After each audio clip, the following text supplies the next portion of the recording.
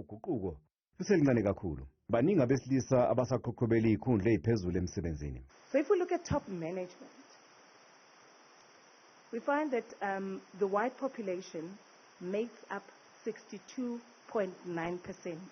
And if I can refer you to their EAP, which currently, Minister, sits at 8%.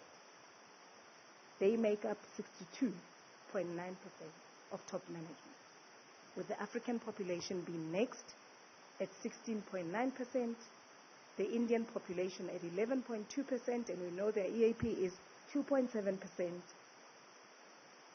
the colored population making up 6.1%, and 3% of top management being made up of foreign nationals.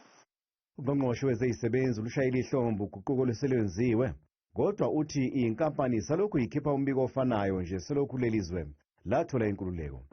Ibonisa into yokokuba sisekude abamhlophe ingakumbe abangodada basaphethe. Icacile into yokuba abamnyama dithetha ke ama-Afrika abamnyama amakhaladi namandiya abekho phaya kweza ndawo eziphezulu kusaphethe nje abamhlophe. Ibonisa ukuthi i-transformation ayikabiphi eSouth Africa kubantu abamnyama, kubantu ababhinqileyo, kubantu abakhubazekileyo. Into exhalabisayo ke kakhulu leyo.